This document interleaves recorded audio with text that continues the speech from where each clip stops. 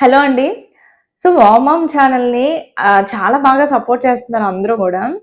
ఆహ్, ఇలా వేళ్ళతో చెప్పొచ్చు నాకు ఎంతమంది సపోర్ట్ చేసేవాళ్ళు, ప్రతిరోజు నేను పెట్టే వీడియోని చూసేవాళ్ళు ఉన్నారో, కామెంట్ చేసేవాళ్ళు, లైక్ చేసేవాళ్ళు ఎంతమందున్నారో ఇలా చూపించొచ్చనమాట.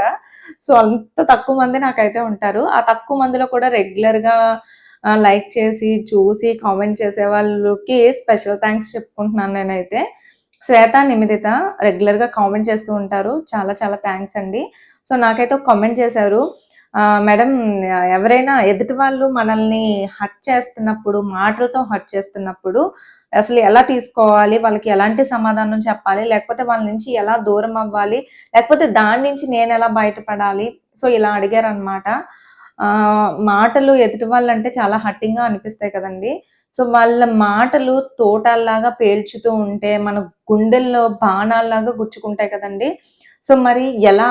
అలాంటి మాటల్ని మనం తీసుకోకుండా ఉండడం ఎలా? ఆళ్ళనుకుంటా ఉండడం ఎలా? వాళ్ళకి సమాధానం చెప్పడం ఎలా? లేకపోతే వాళ్ళ నుంచి దూరం అయిపోవడం ఎలా? సో, ఇదే ఈరోజు మన టాపిక్ అనమాట.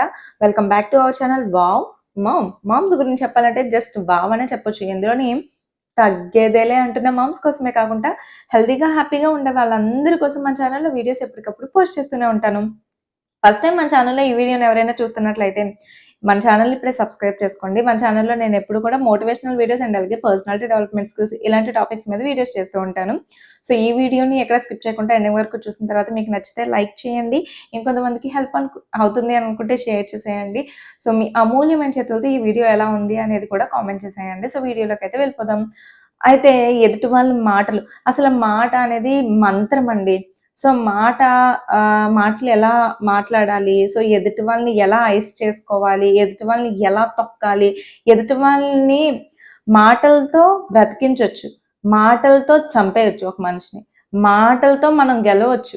ఎదుటి వాళ్ళ మనసులను కూడా గెలవచ్చు. సో, అదే మాటలతో మన యొక్క గుణాన్ని కోల్పోతాం కూడా. సో, ఇలా ఇన్ని ఉన్నాయి. ఇన్ని జిమిక్లు.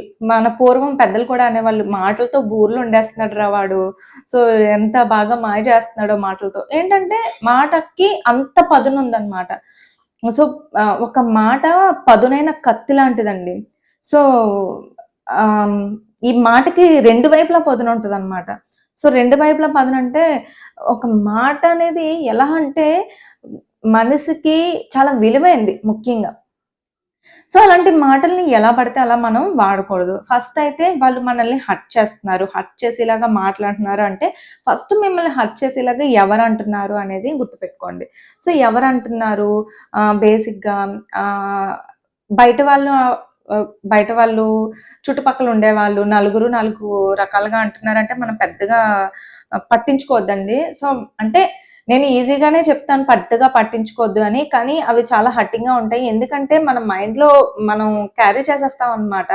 వాళ్ళు ఒక మాట అన్నారు అనంటే ఎందుకనాలి? నన్నెందుకనాలి? నేనెందుకు ఆ మాట పడాలి? అని చెప్పేసి. కానీ అన్న మరుక్షణం కూడా అంటే మనం ఇలా ఆలోచిస్తాం. వీడు చేతగాని వాడురా! ఈ అమ్మాయి ఇంతే పొగరుబోద్ది. ఈ అమ్మాయి ఇంతే ఊరికే ఏడుస్తది అని మనల్ని అన్నారనుకోండి ఎవరైనా. నన్నెందుకనాలి అంత పెద్ద మాట? నేను వాళ్ళకేమన్నా అన్యాయం చేశానా? నన్నెందుకంటున్నాడు?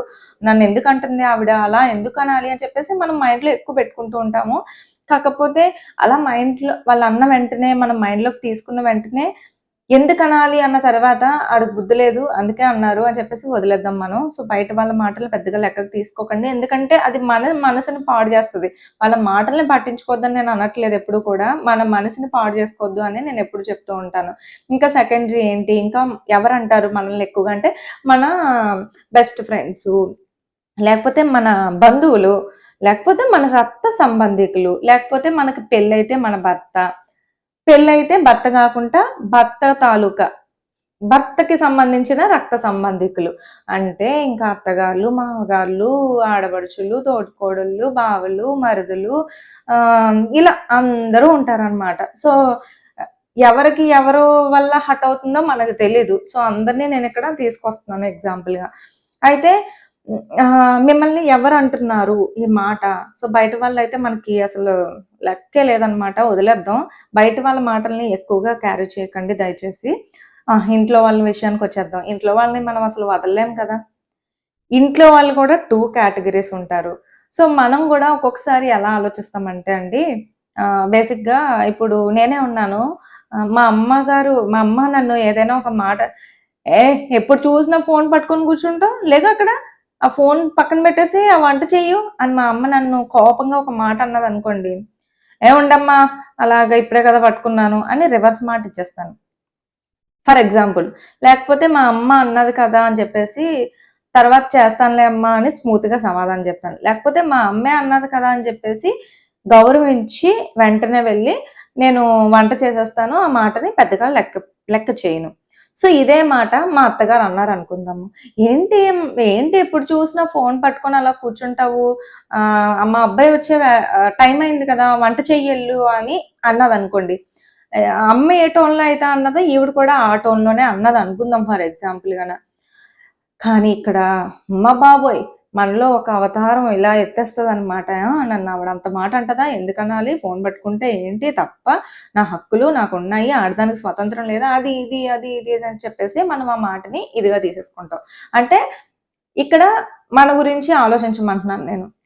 ఎదుటి వాళ్ళన్న మాటని నువ్వు చాలా ఎదుటి వాళ్ళు మనల్ని ఒక మాట అన్నారనుకోండి, వాళ్ళు 2 ఇక్కడ అమ్మ, అత్త ఒకే మాటని అన్నప్పుడు అమ్మ అంటే ఒకలా తీసుకుంటాం, అత్తగారంటే ఒకలా తీసుకుంటాం గదా!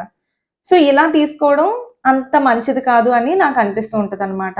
సో, అక్కడ అమ్మని ఎలా అయితే మనం సపోర్ట్ చేసామో, మన అమ్మో, లేకపోతే మన అక్కో, లేకపోతే మన చెల్లో, మన తమ్ముడో, మన తమ్ముడి భార్యో, మన అన్నయ్యో, అన్నయ్య భార్యో ఉన్నారు అనంటే వాళ్ళని మన పుట్టింటి వాళ్ళని ఎలా అయితే మనం ఆలోచిస్తామో, మన హస్బెండ్ తరపున వాళ్ళని కూడా అంటే ఆడపడుచులు కానివ్వండి, తోడికోడళ్ళు కానివ్వండి, ఎవరైనా నీ ఓన్ చేసుకొని వాళ్ళన్న మాటని గనక నువ్వు ఆలోచించగలిగితే అది అంత పెద్ద తప్పుగా అనిపించదు. నంబర్ 1. నంబర్ 2 ఏంటి అనంటే, ఇదే చుట్టాలు, బంధువుల్లో ఉంటారండి కొంతమంది తెగ మూతి తిప్పేసుకుంటారనమాట. మన పక్కనే వెనకాతలే ఉండి వీపుకి గుచ్చుకునేలాగా, వీపుకి కాదు మనసుకి గుచ్చుకునేలాగా మాటలు అంటూ ఉంటారు. వీళ్ళ పనే అది. మన దగ్గర వాళ్ళే, మన బంధువులే, రక్త సంబంధీకులే. ఒక్కొక్కసారి ఇందులో హస్బెండ్ ఉండొచ్చు, అమ్మ గూడా ఉండొచ్చు, నాన్న గూడా ఉండొచ్చు. సో, నేను ఎవరినో అనట్లేదు. ఫర్ ఎగ్జాంపుల్‌గా చెప్తున్నానండి బాబు. సో, మన రక్త సంబంధీకులు. మన తోడబుట్టిన చెల్లయ్యి ఉండొచ్చు.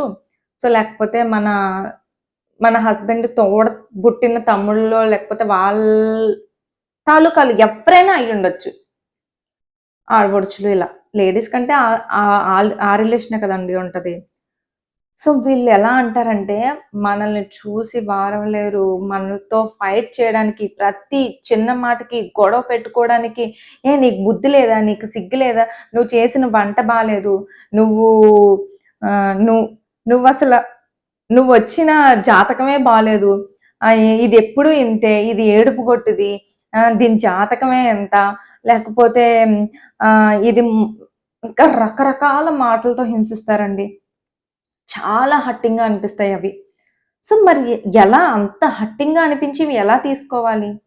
సో, ఇక్కడ మనం సెన్సిటివ్‌గా అయితే ఉండకూడదండి ఫస్ట్ ఆఫ్ ఆల్. నేను ఎవరికైనా చెప్పేదంతే. సో, నేనున్నాను కదండీ! నేను కూడా ఒక మిడిల్ క్లాస్ ఫ్యామిలీ నుంచి వచ్చినదాన్నే. చుట్టాలు, బంధువులు, మా అమ్మని కానివ్వండి, మా అమ్మతో పాటు ఇంకా నా కుటుంబ సభ్యుల్లో ఉన్న ఇంకొంతమందిని అంటే పిన్నులు, పెద్దమ్మలు, అక్కలు, చెల్లెలు అందరూ ఉంటారు కదా! ఈళ్ళందరిని చూసి బాగా చదివేసి వచ్చినదాన్నే. నా కళ్ళారా చూసి వచ్చినదాన్నే. మా అమ్మ కూడా ఎన్నో మాటలు, తోటాల్లాంటి మాటలు గాదండి. బాణాలతో ఇలా, ఇలా, ఇలా, ఇలా, ఇలా ఒకే చోట పొడిస్తే బ్లడ్ కారుతది కదా! సో, అలాంటి మాటలు అన్నవి నేను విన్నాను. నేను కూడా అలాంటి మాటలు చాలా పొడిపించుకున్నాను. గుచ్చుకున్నా ఎక్కడ. సో, నా పర్సనల్ ఎక్స్‌పీరియన్స్‌గా చెప్తున్నాను. కానీ నావిక్కడ ఎగ్జాంపుల్ నేను బయట పెట్టలేననమాట. అంతే తేడా. సో, అలాంటి మాటల్ని అలా తీసుకుందామండి చక్కగా. నాకు చిన్నప్పటి నుంచి దేవుడిచ్చిన గొప్ప వరం ఏంటి అనంటే, ఎంతమంది ఏది ఎలా అన్నా సరే నవ్వుతూ ఉండడం. టైం వచ్చినప్పుడు, టైం ఒస్తది. వాళ్ళకి ఇవ్వాల్సిన సమాధానం వెళ్ళిపోతది. ఎలా ఇవ్వాలో అలాగే ఎళ్తది. సో అలా వెళ్ళాయి కూడా. ఇప్పుడు నేను ఏదైతే మా అమ్మని నన్ను ఎగ్జాంపుల్ తీసుకొని చెప్పానో, ఇంకా మా అమ్మనే కాదు నా ఫ్యామిలీ మెంబర్స్‌లో ఇంకా చాలా మంది ఉన్నారు. సో ఎవరైతే మాటలన్నారో, ఎవరైతే హింసించారో కర్మ అనేది తిరిగి వస్తది. ప్రతి ఒక్కళ్ళకి వేచి ఉండాలంతే. ఏం పోదండి. సో మనది మనకి తిరిగి ఇచ్చేస్తాడనమాట దేవుడు. మనం మంచి చేస్తే మంచిస్తాడు, చెడు చేస్తే చెడిచ్చేస్తాడనమాట. సో అలా అన్న వాళ్ళకి అలాంటి సమాధానం దొరికేస్తది. జస్ట్ మీరలా చూస్తూ ఉండండి అంతే. దాని గురించి వర్రీ అవ్వకండి.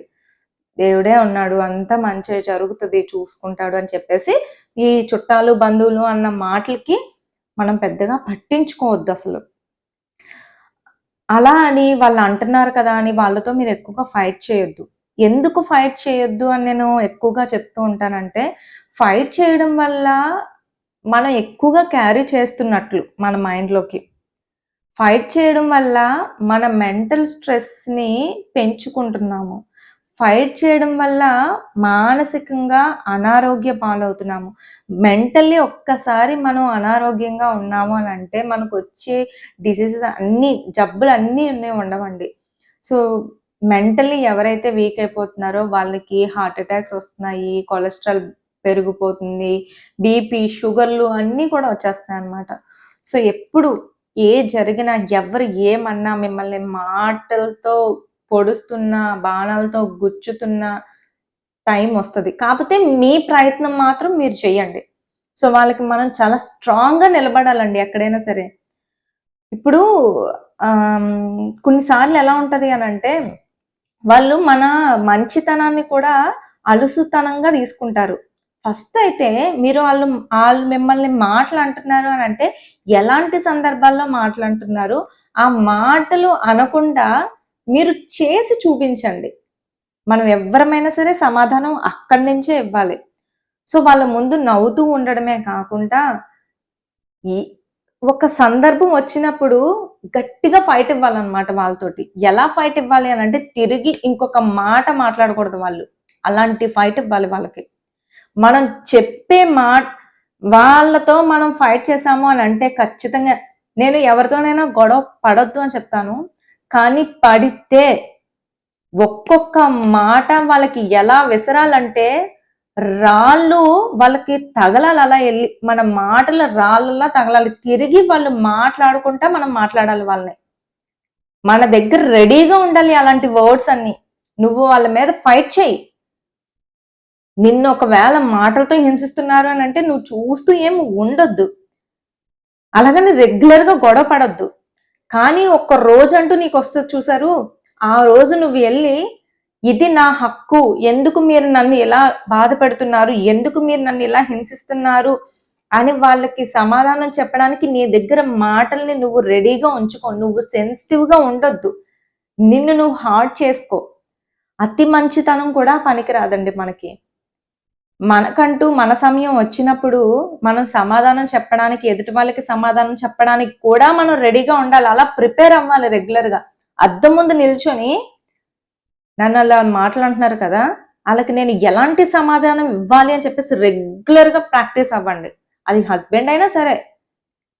నిన్ను ఏదైనా ఒక మాట రెగ్యులర్‌గా మీరు వంట బాగా చేస్తున్నా సరే కానివ్వండి, ప్రతిరోజు ఏంటి సరిగా వంట కూడా చేయడం రాదు, ఏంటి ఇలా చేస్తున్నావు, ఏంటి నువ్వు వేస్ట్ అని అంటున్నారనుకోండి, నువ్వు ఎలాంటి సమాధానం ఇస్తే, నువ్వు ఏ టైంలో సమాధానం ఇస్తే, నువ్వు ఎలాంటి సమాధానం ఇస్తే, అలాంటి సమాధానానికి దెబ్బకి అవతల ఉన్న వ్యక్తి నోరు మూసేయాలన్నమాట.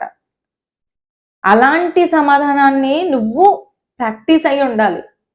అలాంటి సమాధానం ఇవ్వడానికి ఒక టైంని నువ్వు సెట్ చేసుకోవాలి. ఆ సమయం, సందర్భాన్ని బట్టి ఆ మాట యొక్క విలువే మారిపోద్దన్నమాట. అలాంటి మాటల్ని ఒక డైరీలో రాసి పెట్టుకో. అసలు మిస్టేక్ ఎక్కడ జరుగుతుంది? వాళ్ళు నన్ను ఎందుకు అంటున్నారు? ఏ టైంలో అంటున్నారు? దేనివల్ల అంటున్నారు? ఎలా అంటున్నారు?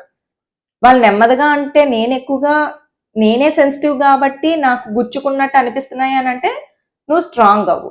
వాళ్ళన్న ప్రతి చిన్న మాటని మర్చిపోకు. మనసులో పెట్టుకోకు. సో మన మనసు కూడా అంత సెన్సిటివ్‌గా ఉండకూడదు. ఒకవేళ లేదు నేను చాలా స్ట్రాంగ్‌గా ఉన్నాను, అయినా సరే వాళ్ళు ఇంకా అంటున్నారు అనంటే, నువ్వు ఇంకా స్ట్రాంగ్ అయ్యి వెళ్ళి వాళ్ళని ఎలా ఢీకొట్టాలో దాని గురించి ఆలోచించు.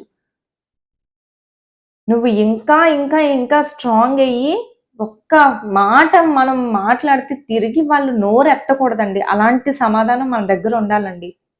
అలా అని వాళ్ళతో ఉన్న రిలేషన్‌షిప్‌ని పోగొట్టుకోమని నేను ఎప్పటికీ చెప్పను. ఎందుకంటే చుట్టాలు, బంధువులు ఉంటారు కదా! మనల్ని మాటలు ఎలా అయితే అంటారో అంతే ప్రేమగా కూడా ఉంటారు కొంతమంది. సో, వాళ్ళతో రిలేషన్‌షిప్పు మనకవసరమే. ఎందుకంటే, పర్మనెంట్‌గా వాళ్ళకి దూరమైపోవడం అనేది చాలా కష్టం కదా! ఎప్పుడు ఏ బంధుత్వాన్ని కూడా మనం వదులుకోకూడదు. ఎవరైతే ఇప్పుడు నేను ఎగ్జాంపుల్‌గా తీసుకొని నన్ను గాని, మా అమ్మని గాని మాటలు తోటాల్లాగా పేల్చారో ఆళ్ళందరూ కూడా బంధువులే, దగ్గర వాళ్ళే, రక్త సంబంధికులే ఉంటారు. సో, వాళ్ళని మనం వదిలేసుకుంటామా? వదిలేసుకోగలమా? ఎంతమందినని వదిలేసుకుంటాము? అందరిని వదిలేసుకుంటే ఈ సమాజంలో మనం హ్యాపీగా బ్రతకగలమా అసలు? అలా అని వాళ్ళని వదిలేసుకొని దూరంగా వెళ్ళినా సరే మనం మనసు ప్రశాంతంగా ఉండదు. కానీ ఎక్కడికక్కడ ఇచ్చి పడేయాలి. ఎప్పుడు, ఎక్కడ, ఎలాంటి ఆన్సర్ ఇవ్వాలో మనకి తెలిసుండాలి. ఎవరి దగ్గర ఎలా మసులుకోవాలో మనకు తెలిసుండాలి. అలా మనం రెగ్యులర్‌గా మనల్ని మనం ప్రాక్టీస్ చేసుకోవాలి. అద్దం ముందు నిల్చొని, ఈరోజు నలుగురిలో ఒక ఫంక్షన్ దగ్గరికెళ్తున్నాము. నేను సరిగ్గా నగలు వేసుకోలేదని, అదేంటి మీ అమ్మాళ్ళు నీకు సరైన నగలు కూడా, బంగారం కూడా కొనిపెట్టలేదా అని వెటకారంగా ఒక మాట అంటున్నారు అనంటే, అది మనల్ని గుచ్చుకుంటున్నది అనంటే, వాళ్ళకి నేను ఎలాంటి సమాధానం చెప్పాలి అనేది మనం ఆలోచించాలి. మన దగ్గరున్న స్కిల్స్‌ని మనం ఇంప్రూవ్ చేసుకోవాలి. మనమేమి చేతకాని వాళ్ళలాగా ఉండకూడదండి. సో, మన దగ్గర మనం ఏం చేయగలమో, మనం ఎంత స్ట్రాంగ్‌గా ఉండగలమో, మనం అంటే ఏంటో వాళ్ళకి నిరూపించగలిగితే మనల్ని ఎవ్వరు ఏ మాట అనలేరనమాట. సో, నువ్వు 100% నీ ఎఫర్ట్స్ పెడుతూ, నువ్వు కుటుంబంలో నలుగురిని కలుపుకుంటూ పోతున్నప్పటికీ కూడా వాళ్ళు నిన్ను నానా మాటలు అంటున్నారంటే మీరేం కంగారు పడకండి. వాళ్ళ కర్మ వాళ్ళకి తిరిగి వెళ్ళిపోతది. వాళ్ళు అలాంటి ఒక ఏమంటారు మళ్ళీ అనుభవిస్తారనమాట. అంతకంతా అనుభవిస్తారు. అదే అందరికి కూడా శిక్ష అవుతది. సో, ఇలా మాటలు తోటాల్లాగా పేలుస్తున్నారు, బాణాల్లాగా గుచ్చుకుంటున్నాయి అనంటే మనల్ని మనం స్ట్రాంగ్ చేసుకోవాలి. మనం సెన్సిటివ్‌గా ఉండకూడదు. వాళ్ళ మాటల్ని ఎక్కువగా మనం మైండ్‌కి తీసుకోవాల్సిన అవసరం లేకపోతే తీసుకోవద్దు. ఇఫ్ ఇన్ కేస్ ఎక్కడికెక్కడ వాళ్ళకి సమాధానం ఇచ్చి పడేయాల్సుంటే ఇచ్చి పడేయండి. సో, ఫైనల్లీ మీరు మాత్రం వాళ్ళ మాట అన్న రోజుకి సాయంత్రానికల్లా మర్చిపోండి. నెక్స్ట్ డే కల్లా మర్చిపోండి. ఎక్కువ రోజులు మాత్రం క్యారీ చేయొద్దు. ఏం చేసినా సరే కానివ్వండి, మీ మైండ్‌లో మాత్రం ఉంచుకోకండి. ఒకవేళ మీరు ఆళ్ళని ఏమీ చేయలేరు. మీరు తిరిగి మాటలు కూడా మాట్లాడలేరు. వాళ్ళకు దూరంగా కూడా ఎళ్ళలేరు. ఎందుకంటే వాళ్ళు మన దగ్గర వాళ్ళు గాబట్టి. సో, అప్పుడేం చేయాలి అని అనుకుంటే మీకు డైరీ రాసుకోవడం అలవాటుంటే గనక అసలు వాళ్ళన్నప్పుడల్లా ప్రతిసారి కూడా ఈరోజు ఏ టైంలో అన్నారు? ఎందుకలా అన్నారు? సో, ఎలాంటి మాటలన్నారు? అవన్నీ కూడా మైండ్‌లోంచి డైరీలో రాసేసుకొని అండ్ అలాగే మీరు వాళ్ళని ఎలా అయితే తిట్టాలనుకుంటున్నారో, మీ లోపలున్న ఫీలింగ్స్ అన్నిటిని ఎలా అయితే బయట పెట్టాలి అని అనుకుంటున్నారో, ఆ ఫీలింగ్స్ అన్నిటిని ఆ డైరీలో రాసేయండి. ఎన్ని రాయాలో అన్ని ప్రతీదీ. ఆ డైరీని ఎవరు చూడరు. నీ పర్సనల్ డైరీ అంటూ ఒకటుంటుంది గదా! ఆ పర్సనల్ డైరీలో నీ ఇష్టం వచ్చినట్టు వాళ్ళు తిట్టాలనుకుంటే తిట్టేసేయండి. ఇలా రాయడం వల్ల మన మనసు తేలికైపోతుంది. చాలా హ్యాపీగా అనిపిస్తుంది. ఇలా చేయడం వల్ల. ఒకసారి ట్రై చేయండి. నా దగ్గరైతే చిన్నప్పటి నుంచి ఇన్ని డైరీస్ ఉంటాయి. నేను ఎవ్వరికైనా సరే డైరీ జర్నలింగ్ అంటారు దాన్ని. చాలా ఇంపార్టెంట్. ఈ జర్నలింగ్ చేసుకోవడం వల్ల మనకి మనం అర్థమవుతాం అన్నమాట. సో, ఈ జర్నలింగ్‌లో మనం రాయడం మొదలుపెట్టినప్పుడు మనకి వాళ్ళు ఒక మాట అన్నారు అని పొగరుగా మనకి ఫస్ట్ అనిపించినప్పుడు అది రాసుకుంటూ వెళ్తున్నప్పుడు, సరే వాడు కూడా ఏదో పరిస్థితుల్లో ఉండి ఆ మాట అన్నట్టున్నాడు అన్న స్టేజ్‌కొచ్చేస్తాం. వాళ్ళని లాగిపెట్టి చెంప చెల్లుమనిపించాలి అన్నంత కోపమొస్తది ఎవరి మీదైనా మనకి ఒక మాట అన్నప్పుడు, వాళ్ళు తప్పు చేసినప్పుడును. కానీ అదే తీసుకొచ్చి ఆ కోపం మొత్తాన్ని బుక్కుల మీద రాసి పెట్టుకున్నాం అనుకోండి, కొట్టాలి అన్నంత కోపం కూడా తగ్గిపోయి జస్ట్ నెక్స్ట్ డేనే వెళ్లి వాళ్ళతో ప్రేమగా మాట్లాడేస్తాం. అంత పవర్‌ఫుల్ ఉంటది జర్నలింగ్‌కి. మీరు డెఫినైట్‌లీ ఈ వీడియో చూస్తున్న వాళ్ళు ఎవ్వరైనా సరే మీ ఫీలింగ్స్ మరీ హర్టింగ్‌గా అనిపిస్తే మీకు ఎదుటి వాళ్ళ మాటలు, లేకపోతే ఎవరైనా మోసం చేస్తున్నారు, లేకపోతే మీరు ప్రతిరోజు బాధలో ఉంటున్నారు, ఎక్కువగా ఆలోచిస్తున్నారు, ఓవర్ థింకింగ్ ఇవన్నిట్లికి కూడా సరైన సమాధానం పెన్ను, పేపరు రాయండి. దీన్ని మీ ఇంట్లో వాళ్ళు ఎవరైనా చదువుతారు, ఇబ్బంది అవుతదనుకుంటే మొత్తం అన్నీ రాసేసి, చింపేసి డస్ట్‌బిన్‌లో ఏసేయండి. మొత్తం అన్నీ రాసేసి కాల్చేసి పడేయండి. లేదు ఎవరు చదవరు అని అనుకుంటే మొత్తం అన్నీ రాసుకొని నెల తిరిగిన తర్వాత ఒక రోజు మీ ఫీలింగ్స్ అన్నీ కూడా ఒకసారి చదువుకోండి. మీకు నవ్వొస్తది డెఫినెట్‌లీ. నవ్వొచ్చినప్పుడు ఏంటి నేనేనా ఇలా ఆలోచించాను? నేనేనా అప్పుడు ఇలా ఏడ్చాను? నేనేనా అప్పుడు ఇలా చేశాను? నేనేనా అప్పుడు ఇలా ఆలోచించాను అని మీరే అనుకుంటారు మిమ్మల్ని చూసి. చాలా స్ట్రాంగ్ అవుతారు కూడా. ఈ టిప్ ఫాలో అవ్వండి. Thank you very so much. ఈ వీడియోని ఎండింగ్ వరకు చూసినందుకు. మరొక మంచి వీడియోతో మళ్ళీ కలుద్దాం. మీకు ఎలాంటి వీడియోస్ కావాలి అనేది కామెంట్ చేయండి. మరొక మంచి వీడియోతో మళ్ళీ కలుద్దాం. అంతవరకు మన ఛానెల్‌లో ఉన్న వీడియోస్‌ని చూసేయండి. ప్లీజ్ నన్ను సపోర్ట్ చేయండి. Bye bye.